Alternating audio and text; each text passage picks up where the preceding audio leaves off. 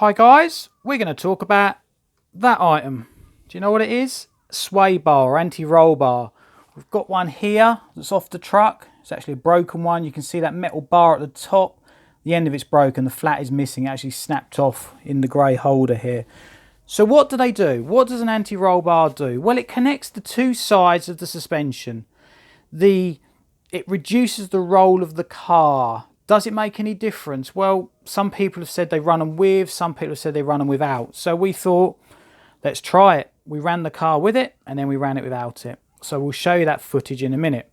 But before we do that, let's just show you a little bit more about how it's connected on the car and how it works. And to do that, I'm actually going to remove the shocks on it just to make it a little bit easier to see how it works.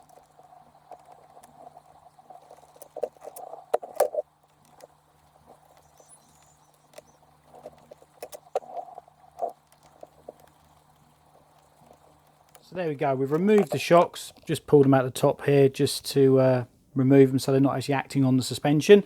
Car's sitting on one of these lovely 3D printed stands which are available. Drop me a message if you want one.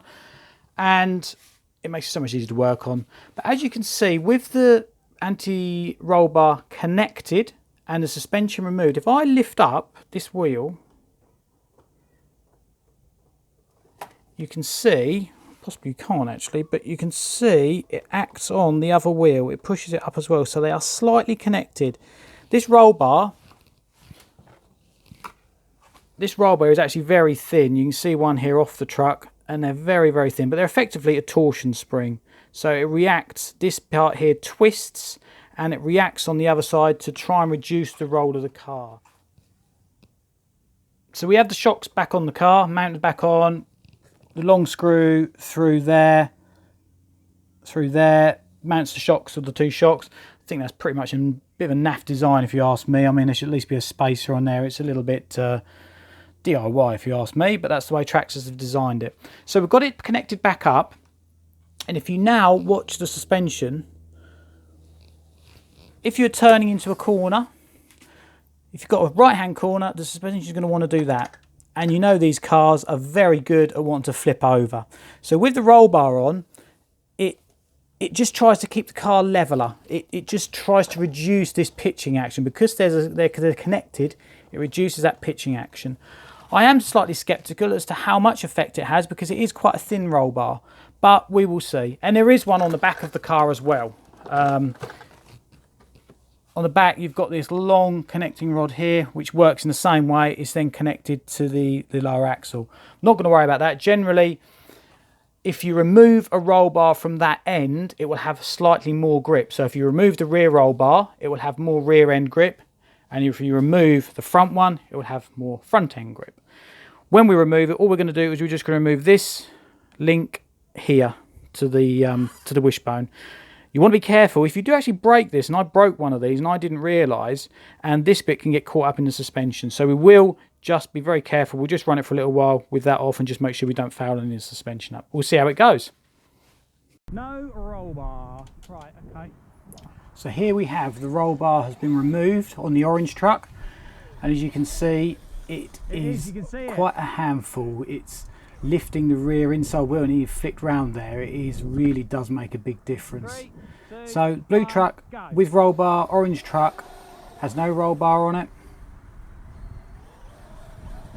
You have to be very careful. It hops and skips all over the place. It is quite tricky to drive without that. And the grass actually doesn't look, it is a fraction damp in place, and there's a few potholes and things which are catching us out. 3, 2, 1, go. Here we go, another run, roll bar still off. Accelerates okay, just when you get off the power. Front just wants to dig in a little bit. It's okay, full power down there, but round here it's got to be so careful. Although I have got past there, it's so tricky to drive it.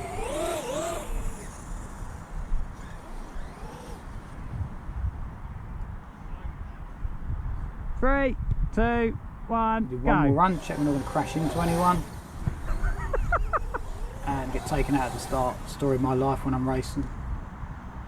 And there we go, that pretty much sums up driving. The last little clip we've got here with the roll bar off and coming to you see it's almost lifting that outside, sorry, the inside rear wheel.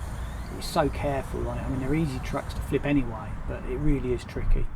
So we then went back, roll bar back on, and you may not look it from the way we're driving them, it's so much easier to drive. You still will flip over, of course, as these trucks are very prone to doing that, but it's much easier to drive. You can be, as I see there, still get onto 2 wheels, but I think that's more the conditions of the course than anything else, but it's so much easier to drive. I certainly won't be taking the roll bars off anytime soon. If anything, I think you could probably do with a heavier roll bar on it, but I don't know if they do any tuning aids for that or not.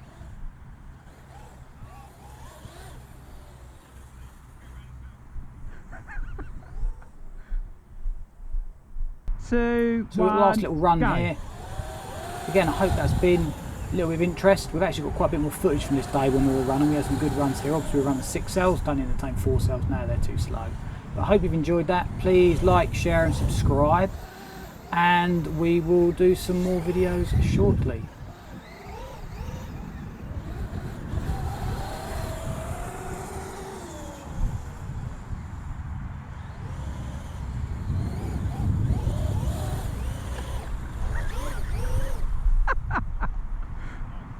Do you know what, over there you can see the front wheels doing that with the TSM, keeping it in a straight line.